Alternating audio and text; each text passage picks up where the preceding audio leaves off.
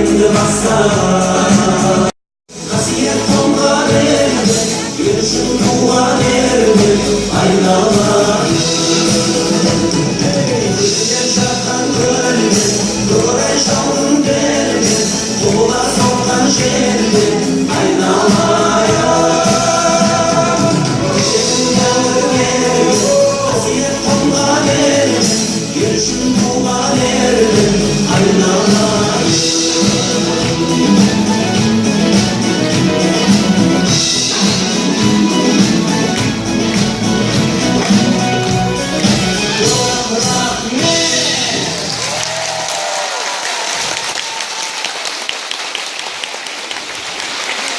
Assalamualaikum, аса құрметті екібастұздық өнерсүйер, әнсүйер қауым.